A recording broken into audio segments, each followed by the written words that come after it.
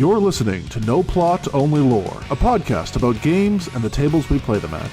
Your DMs tonight and every night are Josh and Kris. You can find us on all podcast platforms or check us out at noplotonlylore.com. If you like what you hear today, please rate and review the show and share it with everyone you've ever met. Welcome back to No Plot, Only Lore, this week brought to you by Gemini. Do you need more room in your Google Drive? Now you get Gemini Plus, too. That's the whole ad read. I hate it. So, yeah, when you said that it got, upgraded for free, what you forgot to mention was, upgraded against your will. You didn't want that feature. No. I didn't specifically request it. I needed 2 terabytes of drive space to handle the fact that our video files are enormous. And, when I did that, it was like, cool, you also get all these swanky new Gemini features. Didn't want them, didn't ask for them. They're not helping me. I refuse to engage with the AI in any significant way. I engage with it more than I would like, but a large part of it is for work. I will utilize the features of those platforms for, a bunch of our work functions. I know that I would be possibly more competent at my job if I just like some of the other people use ChatGPT to check SQL and things like that. However, one, I'm not confident enough in my knowledge of that to know if the ChatGPT is wrong, and 2, if I use the shortcut, I won't know how to be better at it in the future. So that's kind of what we were talking about last week too, with the cognitive load of making sure that it's right. Yeah. Right? For all that the tool can and sometimes does make things faster, the amount of double checking and editing and making sure that it didn't go off the rails is intense. Yeah. And today I was trying to get it to do a thing, and it was doing the thing worse than before it upgraded, which I think is hilarious. So one of the things that I have it do is check versus the version of the software that we work with that's open source for database tables and things. Sure. And so I asked it for that information and it froze. And then I asked her for that information again, and then it froze. And I was like, hey, you keep freezing. What's up with that? And they're like, oh, we're sorry. There's been some performance issues. And then I asked again because it did it a third and fourth time. And they're like, yeah, this last update has kind of sucked. The AI said that? The AI didn't say that it sucked, but it was yeah, we've noticed some performance issues since the most recent update. And I'm like, fucking great, guys. Your marketing chatbot is telling me that the marketing chatbot is fucked. I hate so much when they do that, when they try to give it the little goose of hey, we're gonna add some little personality messages in there, and then it's just oops, I don't know why I did that. Uh-oh. Yep. And just blatant hallucinations. Yeah. Too. I had it looking for one of the columns in our database, and it came back with a name that didn't exist anywhere in our database or the original. And the open source one. Nope, nothing. Did I ever tell you that ChatGPT hallucinated a dead brother for me? No. Who's your dead brother? I don't know. I have so many brothers. I have 3 younger brothers, but my mom... So my parents seem to think that ChatGPT is just Googling something, but it condenses the information, which is a common mistake, yeah? Yeah. So she decided to Google herself by asking ChatGPT about our family, because there's a little bit out there. They're in the public eye to a certain extent. And yeah, it hallucinated that we had another brother who died in a car accident from a drunk driver or something. Wow. Yeah. Which was news to all of us. Huh. I had something kind of similar happen to me, except it was real life, and I'm not allowed to talk about it publicly. Oh, cool. I'll tell you all about that when the mics are cold. Okay, sounds great. Anyways, but yeah. So yeah, we were AI. talking last week about how AI is terrible and makes you a bad DM. But I think we kind of got a little, as is our style, off the main thrust of, I think, the whole podcast, where we're trying to like speak specifically to tabletop and tabletop related issues, and how AI in particular is going to affect those. So we talked about like your usage of it as a tool before, and then how it just kind of doubled your load of making sure that the tool you were using wasn't lying to you. We just wanted to kind of continue down the path of like, how's this making it worse for you as a DM or you as a player or the industry as a whole? Well, there's an interesting thing that I a little bit wanted to talk about last week, and we touched on it a bit, but like one of the things that I originally suggested AI would be good for is coming up with like options for things that you can do, like brainstorming things for your sessions. And what I have found is the problem with that is that AI is designed to be as mediocre as possible. Yes. Like everything that it brings you is effectively the committee of all of the information that it was stealing from. Yeah. Well, the giant word guessing machine is just going to give you average results, right? Because it's looking for averages. Yeah. What's the most common? What's the most typical? Which, if you are looking for common and typical, is fine, right? Like when I originally was using the tool, I was using it for things like goblins, orcs, low-level antagonists that I didn't need like huge stat blocks for, but it was like, I want to differentiate this one a little bit for like boss reasons, so like give it an attack that does this. Sure. Yeah, I guess if you're a new DM and you're looking for just like the most straightforward middle of the road stuff to run because you don't want to overthink it yet, you're going to get exactly that. Like, but you'll get better stuff if you buy a module. Yeah. Yeah.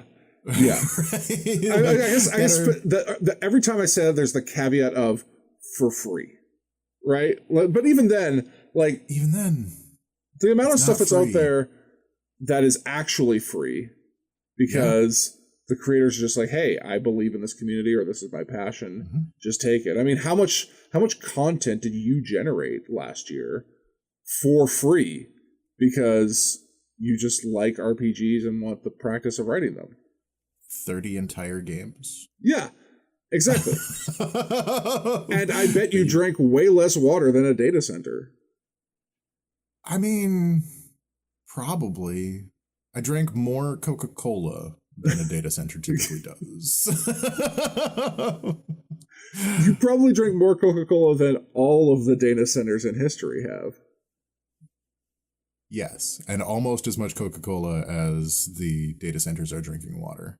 Yeah. Well, that's I drink a lot of Coke Zero. It's not okay.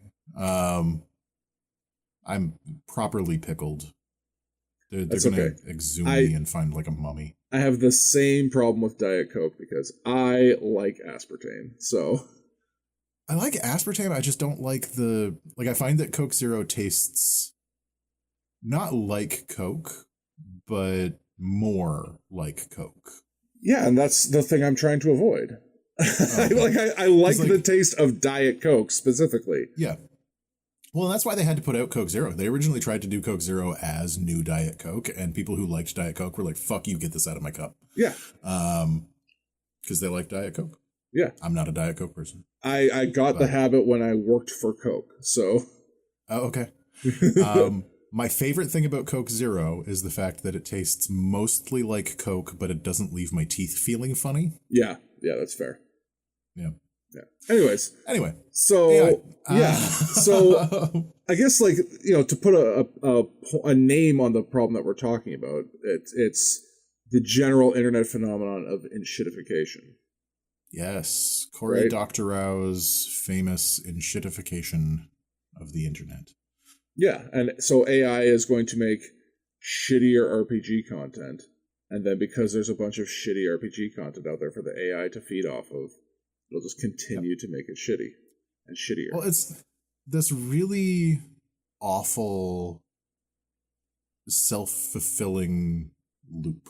Yeah. Where like the content that is on the internet is what they're using to feed the machine, and then the machine makes content that goes on the internet that is then used to feed the machine. And people have talked about it's that. It's the AI quite a bit. Ouroboros. Yeah. Except I think it's worse than that. Like there's I think it was Harlan Ellison wrote a short story in the 1980s about what would happen if we made self-replicating microbots. Okay. Like the nanotech. And if we did that, then eventually the entire planet would be covered in a gray ooze of nanobots, because the only thing that it would be doing is collecting resources, making nanobots, collecting resources, making nanobots. Mm-hmm. Those nanobots have nothing to do. Yeah. So they just keep replicating and keep replicating and keep replicating until everything in the world is gray ooze. Mm-hmm. That's happening to the internet right now. Yes. Yeah, I mean, right.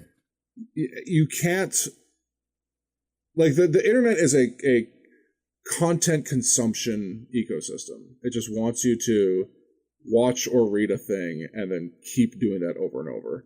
And in the service of just having more content for you to consume, they've rolled out this new device that makes content all the time, except it's like it's ruminating content. It is just chewing it, horking it back up, chewing it some more, and ad infinitum, this infinite cow of chewed and chewed cud that you're expected to kind of and So have we talked at all about the fact that I'm a little bit allergic to advertisement? Yeah. Okay, because one of the things that I dislike about advertisement is the fact that I don't generally opt into it. Yeah. Right? Especially these days, yeah. Most of the time, if I'm given an option in a game where it's like, hey, do you want some extra resources? All you got to do is watch this ad. 9 times out of 10, I'm not going to watch the ad. Yeah. 1 time out of 10, if I like the game and I want to support the creators and I don't feel like throwing money at it, I'll poke the watch the ad thing and then put my phone down and not actually watch the ad. Yep. But like, there are some occasions where I will specifically opt into an ad being thrown at me. Mm-hmm. And I don't hate those situations as much as I hate the others. Yeah. The thing that is happening with AI right now does not have anyone's consent. Yeah. Yeah, it is being shoved down our throats from every angle. It's not just the getting shoved down our throats. Like that is bad. That is absolutely bad that you can no longer Google. Facebook has it. Like every platform that anybody uses. I was using YouTube the other day and they were like, hey, do you want a more personalized algorithm experience where you'll see the videos that you want to see? All you got to do is describe it. Nope. And I was like, get that the fuck out of here, because everything that you want to show me on that is just going to be people who made AI videos so that they can appeal to the AI algorithm so that I am fed more AI. Yeah. But what drives me up the terrible. wall about that is that they keep doing that with all this AI stuff. Like, just tell us what you want and we'll do it. But like, they had algorithms before that figured out what you would like, and then we're pretty good at serving that up to you. And those have now been like kneecapped in favor of just making a shitty version of the thing you kind of want. Arguably, they were too good. Yeah. Right? Like they were so laser focused on getting you the content that you wanted that we ended up in these like weird fucking echo chambers where like only the things that you wanted to see and only the things that you agreed with were the things that you were seeing. Right. You got this like confirmation bias feedback loop. Yeah. And now we're getting that, but it's with stuff that humans didn't even make. Yeah. No, the thing that I'm trying to get at with all of this is like, yes, all of that is bad. Yeah. All of that is a bad thing. The worst part is that the internet itself is now filled with that content to the point that like there's no escaping it. Yeah. if you search for a topic, you're going to find AI written articles, you're going to find AI images, you're going to find AI generated video. Yeah. And none of it is actually what you're looking for, but it's the first thing that you see because it appeals best to this new AI algorithm. And it's just like, it's fucking everywhere. There's no getting away from it. Yeah.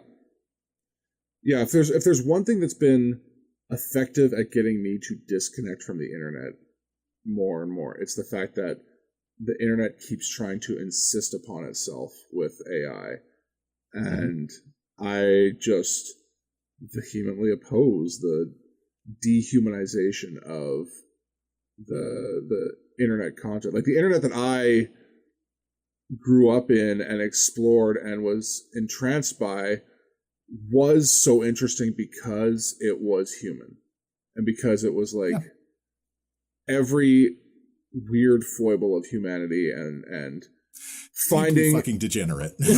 No, but just finding weird corners of the internet where you're like, why is that happening? But like, I have to know more, right? Like little sub communities and strange artistic expression, and all of that just gets paved over with this gray goop of mediocrity from AI. Well, and I don't want to engage.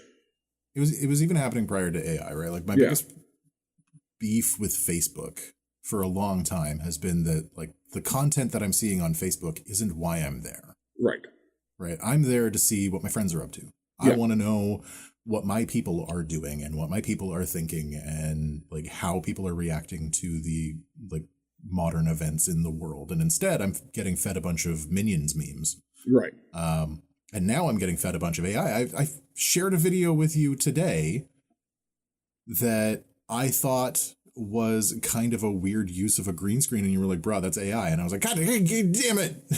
Yeah. People who are like aware of and actively trying to avoid AI are getting got, you know? Yeah. And there's, like not even to get into the fact that like everybody's information was scraped without our permission. Yeah. Right. Like if you've written or published a thing in the last ever, it's in AI now. Yeah. Nobody's been compensated for that. Nobody's getting money for the AI generation. Like you can go onto something like Midjourney and type in the words in the style of, and then name an artist. Yeah. And it will produce something that they think is an approximation of that artist's work. Yep. And a lot of times they're pretty fucking close. Yeah. Yeah. Like you can go there and say, hey, make me a Spider-Man image in the style of Jack Kirby. And it'll just be like, all right, well, this is pretty close. And you're like, oh shit. Like it won't let you do Spider-Man. Well, sure. No, Spider-Man is copyrighted and owned by Disney, and Disney doesn't like they don't want to get sued. No, but you could say a spider-based superhero. Yes. And they'll be like, oh, here's Spider Boy, Spider's Man Spider, Spider's Men. Yeah, it's 6 of them. Spider's Jeff. It's like a rat king of spiders, man. But no, the fact that it's just like, oh, I'm just gonna wholesale steal from every artist you've ever heard of who's ever had an image put online. Even that, okay, like I feel like that framing is kind of the same as like what happens when like a hurricane kills 1,000 people, where like we can't even really comprehend that. The fact that it has specifically stolen from Jack Kirby. Yeah. Right? The fact that it Humberto Ramos has had his art straitjacked. Yeah. And there's nothing he can do about it. Yeah. And he's not getting paid for it. Yeah. Right. And I don't even really fuck with Humberto Ramos's art. Like he's fine, I guess. He's like weirdly cartoony, but I'll roll with it. But like the man deserves to get paid for the things that he did. Yes. I mean, you think about like iconic artists. So like if you go on a Midjourney and say, make me a picture of a topless barbarian in the style of Boris Vallejo, like he invented that style. Like he definitely deserves compensation, if not at least just like acknowledgement, like. Or like Brahm, right? Like you can approximate Brahm's style very, very closely using Midjourney. And it's gross. Thankfully, it's not as good at doing writing. I didn't send a thing to you, but there is a quote unquote author out there now who is talking about how she can write a novel in 45 minutes using AI, and she is going to just outstrip every other writer in terms of production, and they have no chance against her. You know, the Brandon Sandersons of the world are long in her shadow. I mean, I'm sure Brandon Sanderson looked at that and went, bet. For sure. That guy was like, watch this. You ain't seen He is going to do a Swedish winter military amount of methamphetamines and just crank out an entire trilogy on a bathroom break. Like he's I'm going to go on vacation and come back with 15 books. Yeah. Yeah.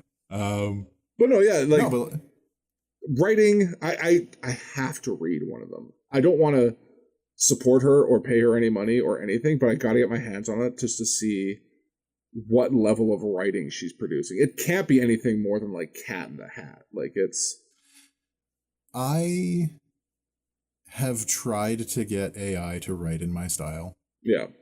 I've fed it a slightly ridiculous amount of like my work, which I have the luxury of being able to do because I'm not a published author, right? Sure. Like I don't have a lot of work that's out there for AI to steal, so I did opt into having my work like, taken apart by this.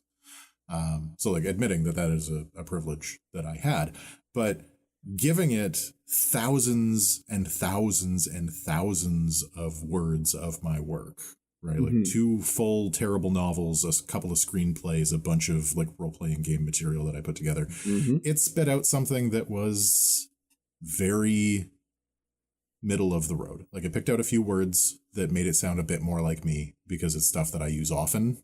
It's like if you were half-assing your own project. It's like if I was editing a high schooler's essay. Okay, yeah. Right? And that's kind of the level that I'm seeing because it's technically proficient. Right. I mean, obviously it has to be. It's mathematically efficient. Yeah. It's mathematical is the correct word to use for this. It's good at pulling in the right word that is next. Right. But like the technical proficiency of it doesn't carry any character to it. It doesn't have any of the flaws that make writing interesting or give it cadence or give it voice. Yeah, I was going to say, it doesn't have your idiosyncrasies. It doesn't have your writing tics. It doesn't have a voice. And that flatlining is actually really noticeable if you're looking for it. Yeah. Right. Like I don't need the formatting to know that our old manager has posted something from ChatGPT. I can just tell from the way that it's worded that it is mathematically precise. Yeah. And not the way John writes. No, because John doesn't speak like that. That's not John. No. And like speaking of management, I think like another part of this that is awful, and like again, we're not necessarily into the RPG side of things, but I think we're probably going to see a lot more of it. Is that corporations fucking love this stuff. Yes, from the top down, because every one of them is like, great, I can either squeeze more out of these people that are already underpaid or eliminate some of them altogether. Yeah. And it's doing a lot of kind of nefarious shit. Right, like utilizing it for things like productivity. Yeah. Right, like tracking people's productivity and like putting people's hours and work into spreadsheets and then dissecting it. Yeah. Mathematically. They're trying to automate and mechanize performance from all of us and then, chop off the bottom 10% every time to create standardization. From like the RPG end of things, we've got people who are like that woman who's trying to make Brandon Sanderson levels of like novels. Yeah. Who are passing off work that they have edited from AI as their own stuff. Right. Well, I can guarantee you this woman did not write a book until she grabbed ChatGPT. No. And was just like, all right, well, this is a book because it has the shape of a book, and now there are words. Length, if it's any length, she didn't even read it. No, there's no way.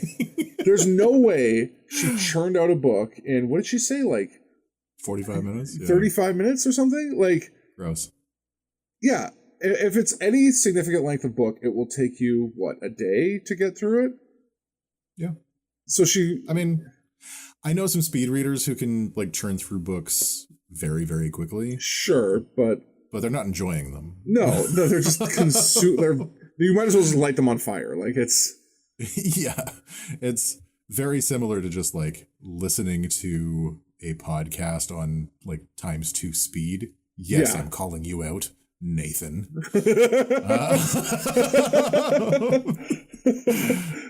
If we have anybody who is listening who is named Nathan, you're freaking out right now.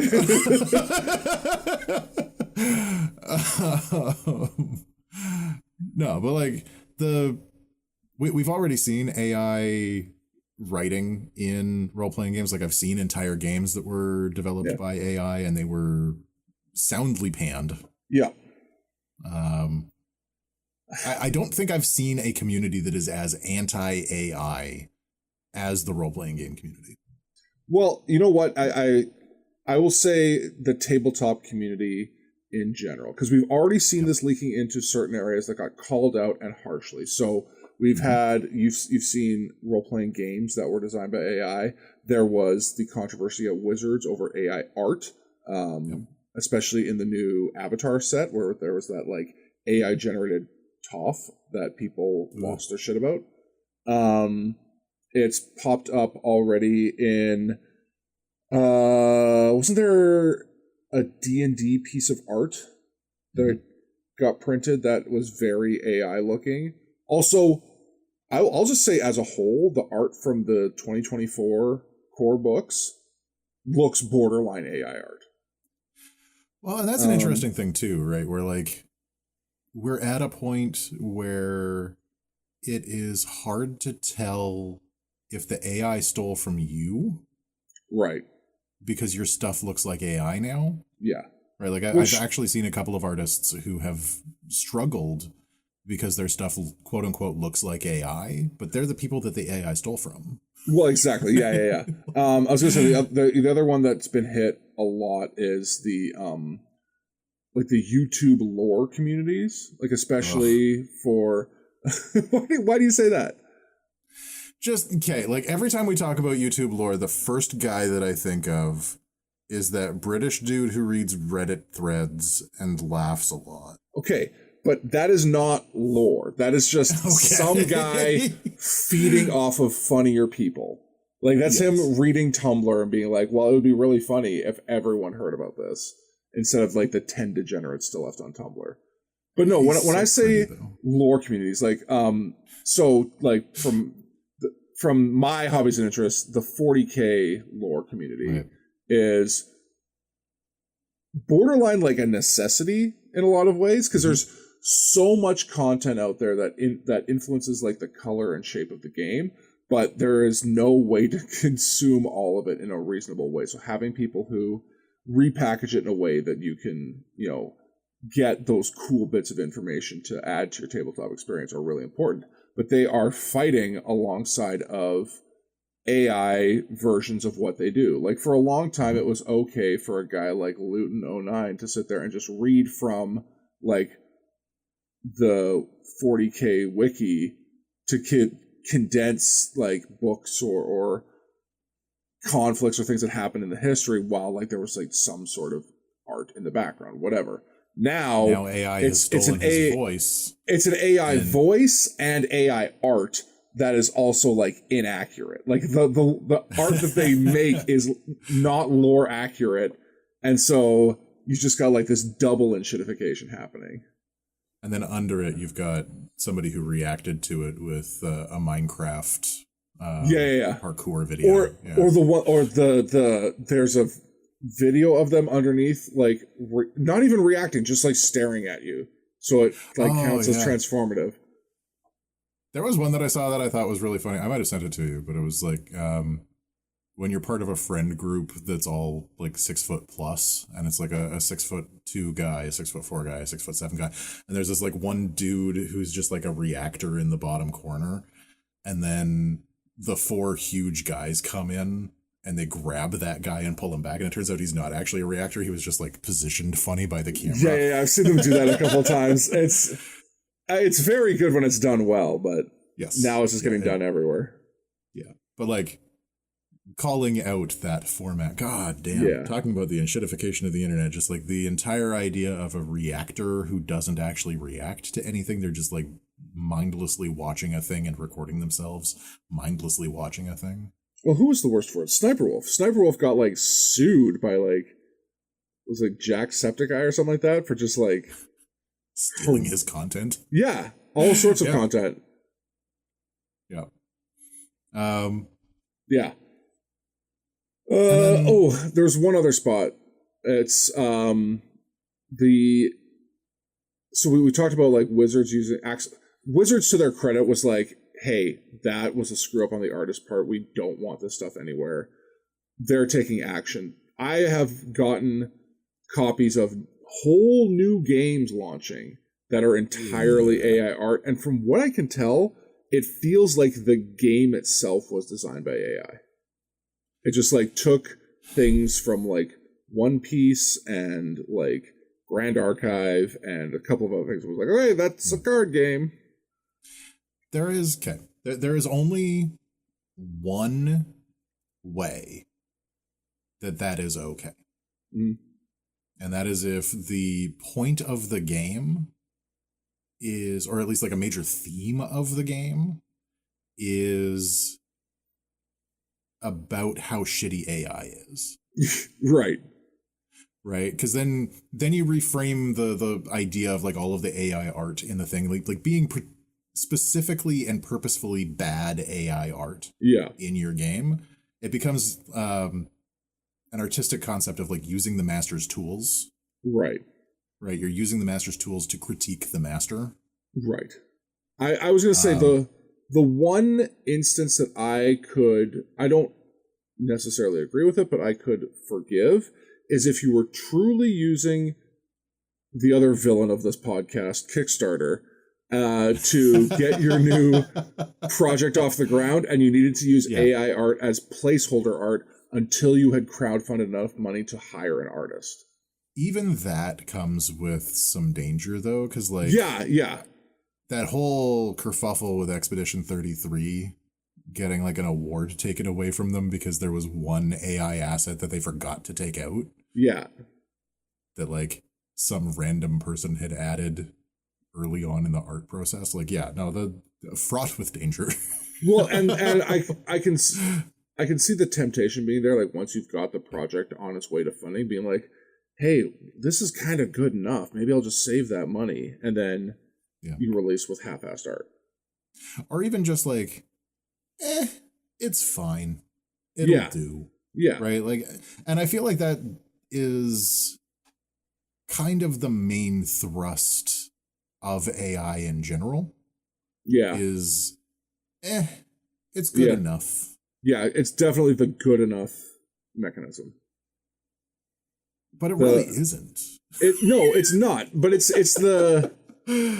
that C's get degrees mentality. Like, that absolutely infuriates people like you and I who, as in the style of Brennan Lee Mulligan, fully believe in trying your best. Can't accept that there's so many people out there who are like, hey, I just need a passing grade to like get on with my life. Yeah. Well, like we were talking a little bit about this before the mics went hot, about the fact that like our artistic measuring sticks have changed a little bit. Yeah. Right. And mine in particular has just moved to a place where I don't care if it's good. Mm-hmm. I just want to know you tried. Yes. I don't care if it's good. I would care that it's yours. Yeah.